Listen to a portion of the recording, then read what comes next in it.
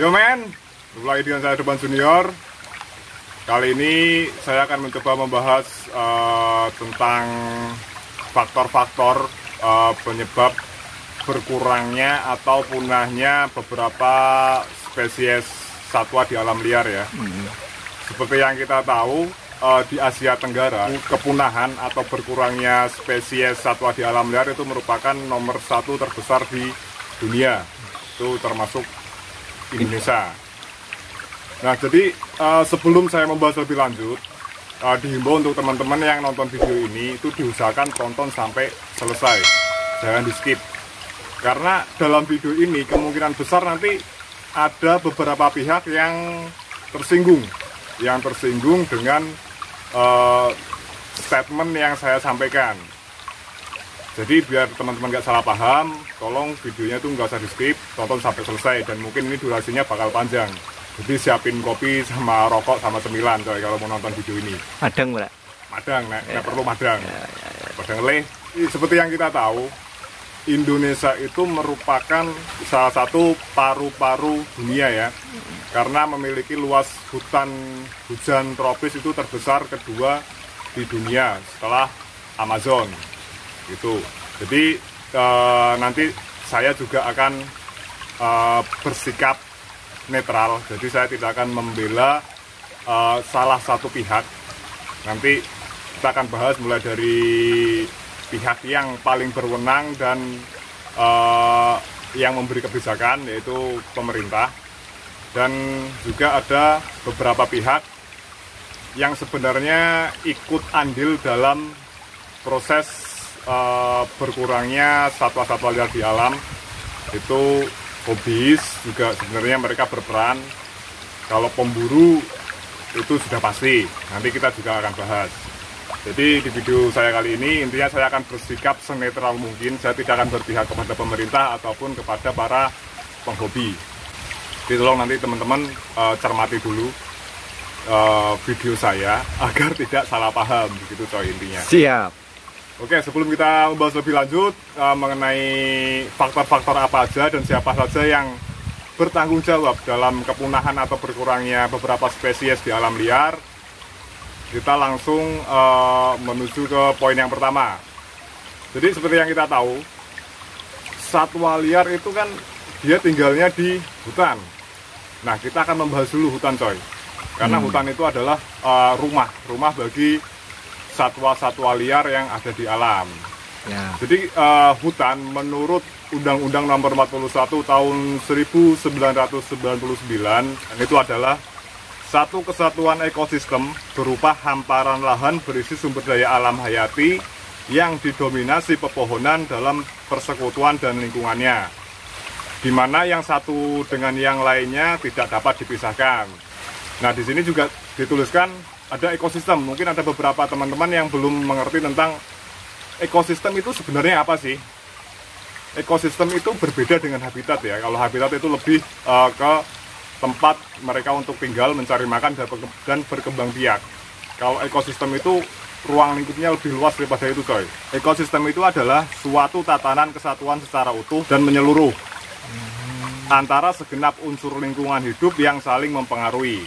Jadi sebagai contoh begini, misalnya ada salah satu jenis hewan yang punah di dalam suatu wilayah, itu maka akan mempengaruhi ekosistem secara keseluruhan. Sebagai contoh seperti ini, kita ambil contoh predator seperti harimau.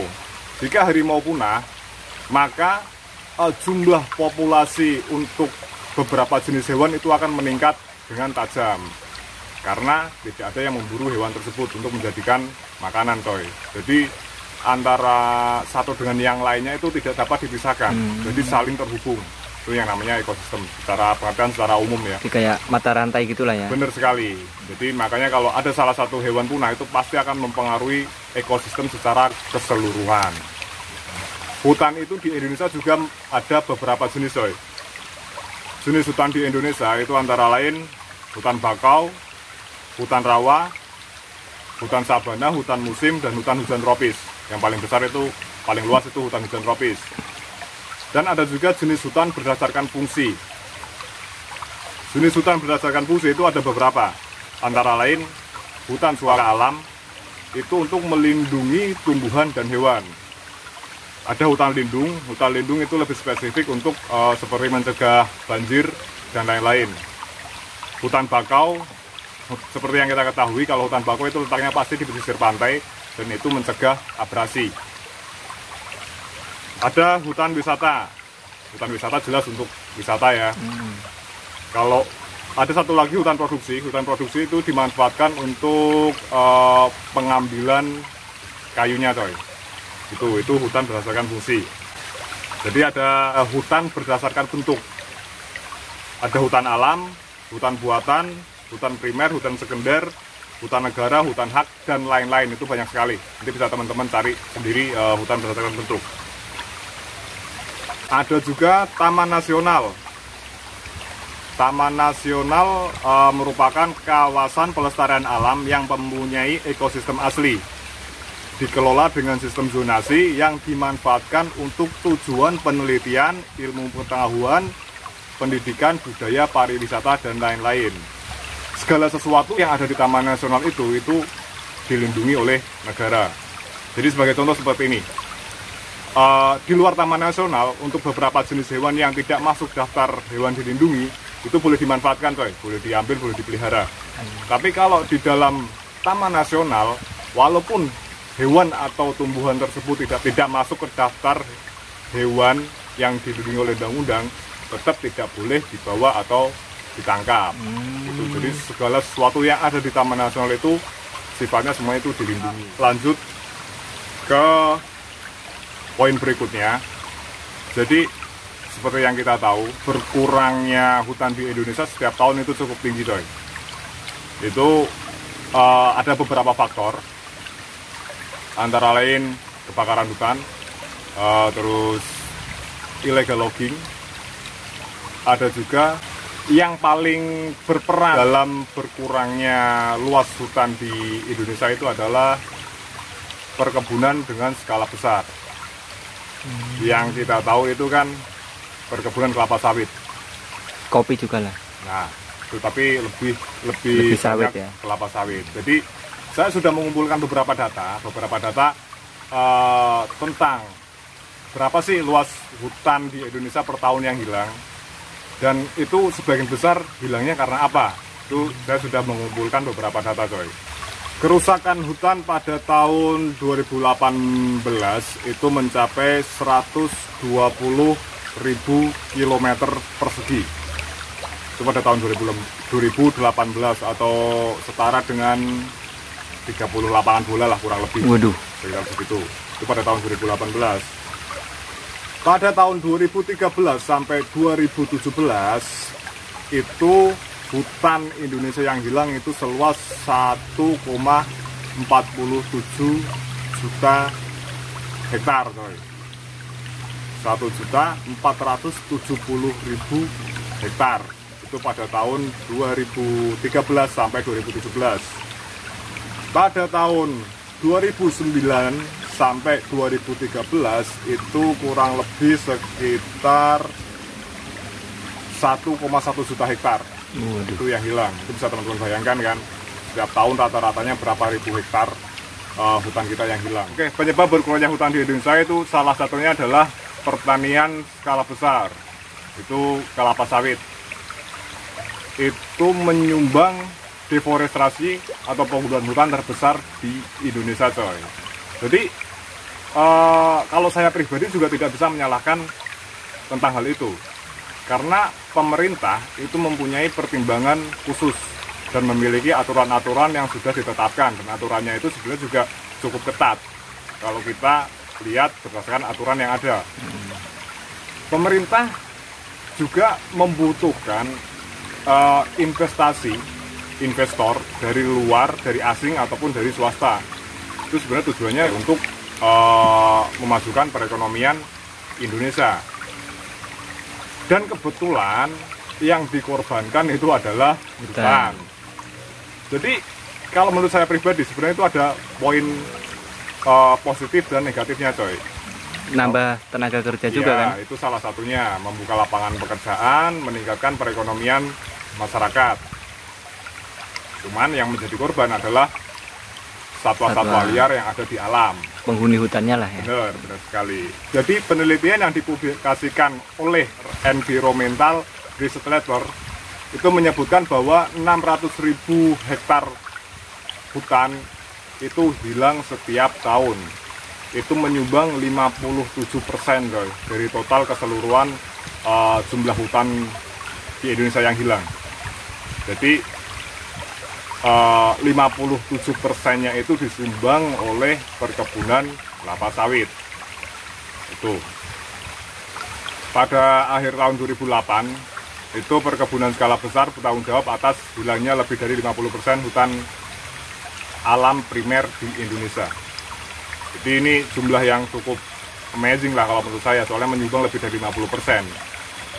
Dan pada tahun 2014 sampai 2016, rata-rata lebih dari 800.000 hektar hutan yang hilang per tahun. Itu juga selain perkebunan kelapa sawit, ada kebakaran hutan. Berdasarkan informasi yang saya dapat dari data Kementerian Lingkungan Hidup dan Kehutanan KLHK itu menyebutkan luas kebakaran hutan dan lahan itu mencapai 328.722 hektar pada tahun 2019. Itu pada tahun 2019 jumlah hutan yang terbakar itu sekitar 329 hektar kurang sedikit. Dan lebih amazingnya lagi, pada tahun sebelumnya coy, itu berarti tahun 2018, total hutan yang hilang akibat terbakar itu mencapai 511.000 hektar. Waduh. Tuh bisa teman-teman bayangkan kan luasnya seberapa. Kita baru membahas tentang rumah bagi hewan tersebut. Rumah bagi hewan tersebut jumlahnya, luasnya setiap tahun itu berkurangnya sangat banyak. Oke, jadi kalau dibikin rata-rata berapa, Pan? Kalau dibikin rata-rata nanti coba saya hitung karena saya belum membuat orek-orekan tentang data totalnya dari tahun terakhir ya. Itu saya belum membuatnya, jadi kurang tahu rata-ratanya berapa. Oke. Oke teman-teman, jadi kesimpulannya kalau menurut saya itu penyumbang terbesar untuk berkurangnya luas hutan di Indonesia itu tetap perkebunan kelapa sawit. Jadi kalau teman-teman masih ingat sekitar 5 atau 6 tahun yang lalu itu di Kalimantan itu ada salah satu perkebunan kelapa sawit yang dimiliki oleh asing ya. Itu kalau nggak salah orang Malaysia, kalau nggak salah ingat, tolong koreksi nanti kalau yang saya sampaikan itu salah. Itu pemilik perusahaan tersebut meminta kepada beberapa karyawannya untuk memburu atau membunuh orang hutan. Jadi setiap kepala orang hutan itu dihargai nominal coy. Jadi pekerjanya disuruh nembakin orang hutan, diburu, dimatiin, nanti mereka dapat bayaran per kepala orang hutan itu senilai berapa ratus ribu. Itu jadi ini bangsat ya. Jadi kalau saya bilang orang-orang yang seperti ini itu yang harusnya dihukum paling berat coy. Karena apa? Mereka itu langsung membunuh karena mereka dianggap hama pertanian, dianggap hama perkebunan oleh pemilik perkebunan kelapa sawit tersebut, yang mengakibatkan hasil panen mereka menurun. Itu mereka dibantai, dan itu total yang dibunuh cukup banyak. Saya lupa itu jumlah total nyawa orang hutan itu yang mati itu berapa. Intinya saya ingat dulu dibikin kuburan massal coy. Jadi setelah kasus itu terungkap, ternyata total jumlah orang hutan yang dibunuh itu sangat luar biasa. Jadi sempat kuburan massalnya itu digali kan, dan ditemukan ratusan kerangka ratusan bangkai orang hutan itu yang sudah menjadi tengkorak dan lain-lain. Tapi itu juga jadi berita internasional juga itu ya pada waktu itu ya. Benar sekali. Jadi ternyata itu berlangsung sudah bertahun-tahun gitu. Itu kalau nggak salah orang Malaysia, kalau nggak salah, ingat saya, tolong nanti dikoreksi kalau misalnya yang saya sampaikan salah. Dan juga sebenarnya kalau saya pribadi itu tidak ada hewan yang menjadi hama. Sebenarnya hewan-hewan tersebut itu sudah mendiami tempat tersebut jauh sebelum kita datang ke lokasi itu. Jadi mereka hanya mengandalkan insting untuk mencari makan, di mana dulu sebelum manusia datang, tempat itu adalah rumah bagi mereka untuk mencari makan dan berkembang biak. Lalu setelah manusia datang, tempat itu diubah, coy. Nah, akhirnya kan mereka tetap mencari makannya di situ. Jadi, dan kebetulan mereka dianggap hama dan akhirnya dibantai.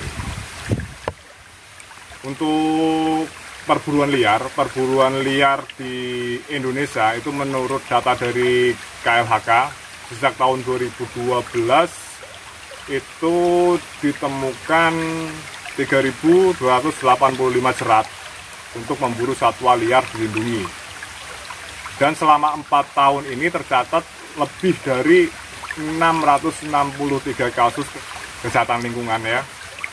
Dan 206 kasus diantaranya mengenai kejahatan tumbuhan dan satwa liar. Dan lebih dari 50 itu terkait kasus perburuan harimau. Itu sebenarnya juga pemerintah itu mereka sudah membuat aturan atau undang-undang yang cukup ketat mengenai perlindungan untuk satwa liar dan hutan ya coy. Cuman mungkin ada beberapa oknum yang tidak melaksanakan sesuai aturan yang ada. Itu kemungkinan. Jadi sebenarnya tidak hanya pemerintah ya yang ikut bertanggung jawab dalam berkurangnya atau punahnya beberapa spesies satwa yang ada di alam liar. Hobis pun itu sebenarnya juga mereka berperan, guys. Kenapa saya bilang mereka itu ikut berperan dalam berkurangnya atau bahkan punahnya salah satu spesies yang ada di alam? Jadi begini, sini akan saya sedikit jelaskan karena saya dulu juga seorang hobis yang memelihara beberapa satwa liar yang langsung diambil dari alam. Jadi tidak semua hewan yang dipelihara oleh hobis itu akan survive, akan bertahan hidup. Sebagian besar, kebanyakan itu akan mengalami kematian. Karena apa? Mereka diambil langsung dari alam, dipindah ke kandang, mereka akan mengalami stres atau karena perubahan lingkungan yang drastis. Jadi mereka butuh adaptasi dan lain-lain. Nah, untuk beberapa hewan yang tidak mampu beradaptasi dengan lingkungan yang baru, yang tadinya dia hidup bebas di alam, akhirnya dia hidup di kandang, itu mati. Nah, di luar itu proses penangkapannya pun sampai didistribusikan ke para penghobi itu prosesnya cukup panjang dan cukup menyakitkan untuk hewan-hewan tersebut. Sebagai contoh seperti ini, kita ambil contoh di daerah Indonesia bagian timur. Jadi untuk penangkapan reptil khususnya saya kasih contoh biawak yang ada di Indonesia Timur. Jadi para pemburu masuk ke dalam hutan, mereka menangkap, ada yang menangkap dengan tangan, ada yang menangkap dengan serat ataupun jebakan model lainnya. Dan sebagian besar dari mereka itu mengalami luka. Setelah mereka tertangkap, dikumpulkan, akhirnya distor kepada penampung ataupun pengepul. Nah, pengepul ini mereka menampung dalam jumlah yang banyak dari para pemburu-pemburu yang memburu langsung di alam. Nah, setelah pemburu-pemburu ini, setelah barang-barang ini sampai di tangan pengepul, prosesnya belum selesai, coy. Jadi mereka dikumpulkan, mereka ditawarkan, dijual kepada, kalau istilahnya itu seller, penjual satwa-satwa liar yang ada di beberapa tempat wilayah di Indonesia. Mereka kirim misalnya dari Papua ke Jakarta. Dalam satu box itu bisa terdiri dari beberapa hewan. Beberapa jumlahnya itu nggak cuma 1 atau 2 ekor. Setelah itu sampailah ke tangan penjual tersebut. Itu belum tentu sampai sana itu selamat semua coy. Ada yang mati di jalan, dan kebanyakan yang mati di jalan itu adalah pengiriman yang ilegal karena mereka tidak melalui prosedur yang resmi dalam pengiriman satwa liar yang hidup. Jadi karena mereka umpet-umpetan kan istilahnya seperti itu, jadi packingnya itu berbeda dengan packing yang legal. Jadi mungkin ada keterbatasan sirkulasi udara yang masuk ke dalam packing hewan tersebut, jadi mengakibatkan hewan tersebut kekurangan oksigen dan akhirnya mati. Jadi setelah sampai ke tangan penjual pun itu prosesnya masih panjang sih, untuk sampai ke tangan para penghobis. Jadi mereka ditawarkan lagi, ada yang perawatannya minim karena mungkin keterbatasan tempat, ada yang emang memperlakukan hewan tersebut dengan cukup bagus gitu.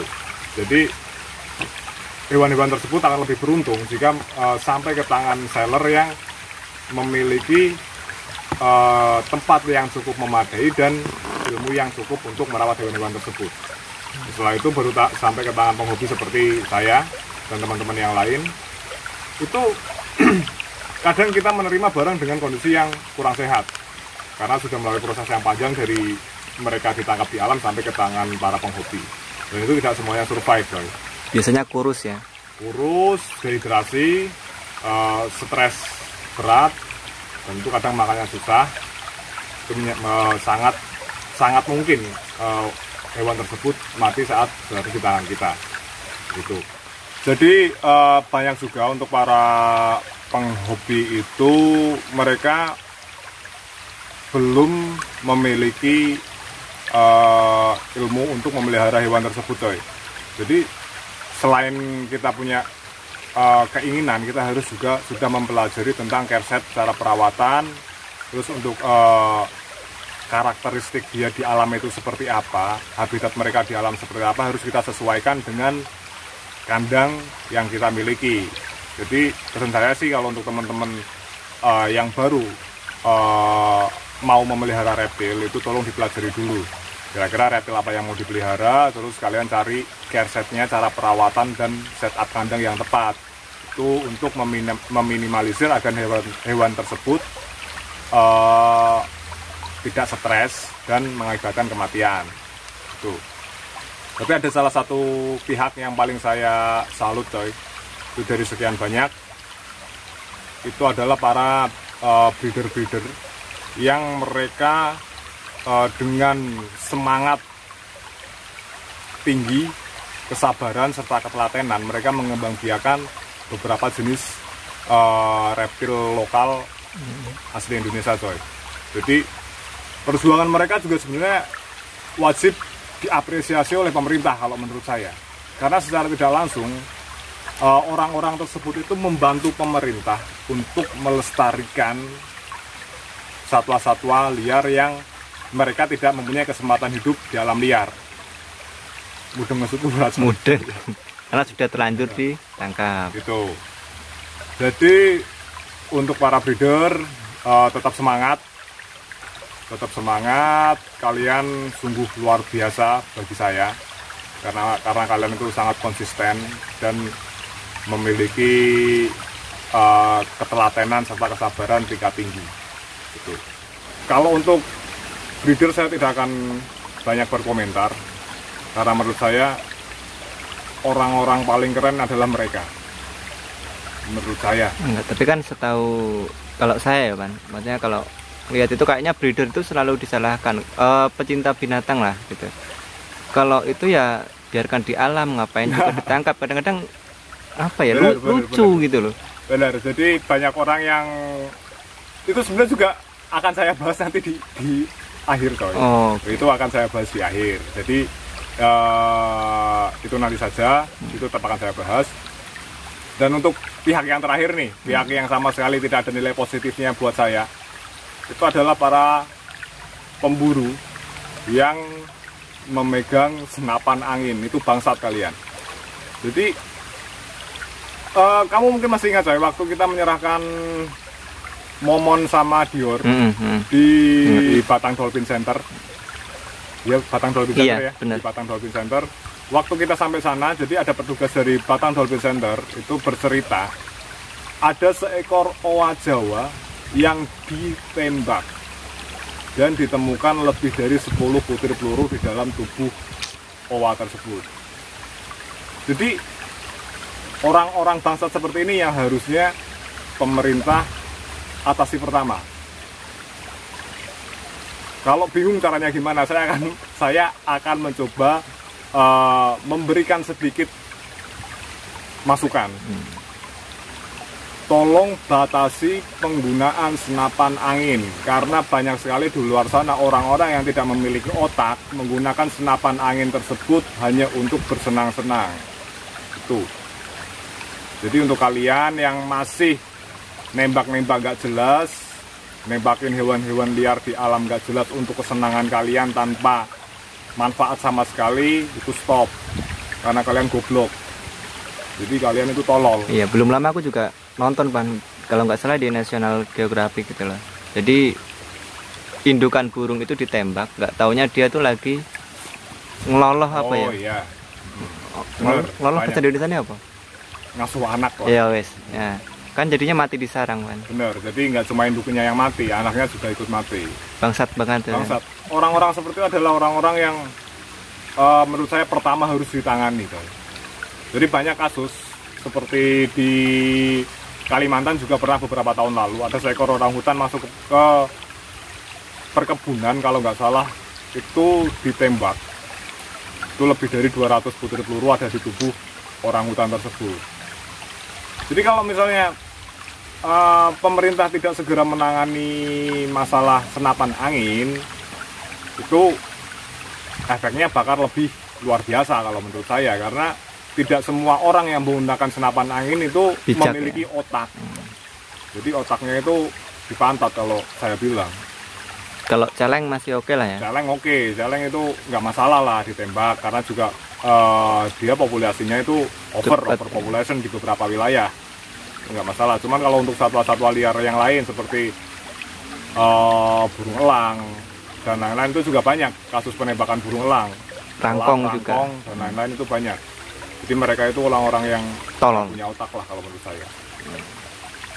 Jadi juga banyak yang seperti yang kamu bilang tadi coy, hewan liar harusnya itu hidup di alam liar, nggak boleh dipelihara. Saya setuju dan tidak setuju. Jadi begini, kalau memang di alam itu bisa menjamin keberlangsungan hidup mereka, itu silahkan. Itu oke-oke saja lah, mereka nggak usah dipelihara. Tapi kalau misalnya di alam mereka tidak ada jaminan untuk keberlangsungan hidup mereka, jaminan dalam artian bebas dari pemburu ya, itu yang saya maksud. Kalau masalah bersaing mereka dengan spesies yang lain di alam itu nggak termasuk, karena itu sudah menjadi prosesnya emang seperti itu. Jadi begini, untuk di beberapa negara yang maju itu orang-orangnya nggak kayak di negara-negara yang masih berkembang. Ini dalam hal tentang kepedulian terhadap satwa liar ya. Kalau orang-orang di negara berkembang itu mereka masih masih memburu ataupun menangkap satwa-satwa liar. Karena apa? Karena mereka berpikir hewan-hewan ini kalau dijual itu laku dan mereka akan mendapatkan untung. Jadi kesimpulannya gini, di negara berkembang intinya masyarakatnya itu masih memikirkan besok saya mau makan apa, besok anak saya mau makan apa, dan lain-lain. Jadi mereka masih memburu satwa untuk dijual. Berbeda dengan di negara maju. Jadi kalau di negara maju, karena mereka sudah tidak memikirkan besok mau makan apa atau seperti apa, mereka lebih senang hidup berdampingan dengan hewan-hewan liar yang ada di sana. Sebagai kita ambil contoh Australia aja ya coy. Yang dekat. Di Australia itu jadi kayak kanguru, koala atau reptil-reptil lain di sana itu berkeliaran di halaman rumah. Jadi coba bayangkan kalau di Indonesia misalnya, di Indonesia sudah menjadi negara maju dan warganya itu tidak memburu hewan-hewan liar. Kita buka jendela, keluar rumah, yang keluar biawak, yang keluar king cobra, kan keren. Kutilang aja udah diburu. Nah itu. Oke, demikian sedikit yang saya sampaikan. Sebenarnya itu masih sangat banyak yang akan dibahas, tapi nanti durasinya bisa 2 jam. Saran saya untuk pemerintah sebagai pihak yang berwenang, yang paling berwenang dan mengambil kebijakan, itu tolong fasilitasi kawan-kawan kita yang sudah yang secara langsung ataupun tidak langsung sudah ikut dalam melestarikan beberapa jenis satwa liar yang ada di desa. Itu terutama untuk para breeder-breeder, itu tolong ajak mereka untuk berkomunikasi, mediasi lah istilahnya kayak gitu mungkin ya coy. Jadi ajak mereka untuk mediasi, kalian ngobrol bareng antara pihak perwakilan dari pemerintah dan dari breeder-breeder satwa liar. Musyawarah. Kalian ngobrol, cari solusi terbaik untuk kedua belah pihak. Sebenarnya kalau antara pemerintah dan breeder, para penghobi dan lain-lain itu mereka bisa bersinergi, bisa menyatu, itu sebenarnya bakal keren coy. Cuman mungkin selama ini setahu saya sih mungkin belum ada ya kayak antara pihak pemerintah mengundang pihak penghobi ataupun breeder-breeder satwa liar yang ada di desa untuk berkumpul, untuk ngobrol bareng, untuk mencari solusi bersama, itu sepertinya belum ada. Jadi kalau bisa itu diadakan, itu pasti bakal keren. Tuh. Pendataannya juga lebih enak ya Pak? Benar sekali, pendataannya juga lebih enak. Sebenarnya juga pemerintah juga, mereka sebenarnya juga welcome terhadap para penghobi, terhadap para breeder, itu sebenarnya welcome. Untuk mengurus perizinannya juga sebenarnya tidak dipersulit, asalkan kita mentaati sesuai prosedur, sesuai undang-undang yang ada. Itu mereka tidak mempersulit, asli. Dari pihak pemerintah juga sebenarnya sudah mendukung penuh. Cuman mungkin ada beberapa oknum itu saya nggak tahu, tapi secara umum itu pihak pemerintah sudah bagus lah. Ya ada miskomunikasi ya, mungkin. Jadi nanti tolong mungkin pihak pemerintah bisa mengundang untuk para penghobi atau penggiat lingkungan yang mereka terjun langsung untuk pelestarian satwa liar. Tolong diundang, diagendakan kapan, kalian ngobrol bareng, pasti akan nanti ketemu solusi untuk kebaikan kedua belah pihak dan juga untuk kebaikan bangsa Indonesia tentunya. Oke teman-teman, demikian sedikit ngobrol-ngobrol kita. Unek-unek sih sebenarnya, benar, lebih tepatnya unek-unek. Oke, untuk teman-teman semua jangan lupa tetap jaga dan sayangi bumi kita bersama agar tetap lestari. Untuk viewer dan subscriber Duplan Junior, saya ucapkan terima kasih banyak sudah selalu mendukung channel ini agar berkembang untuk menyajikan konten-konten yang lebih edukatif tentunya. Yo imen. Oke, salam Ledik.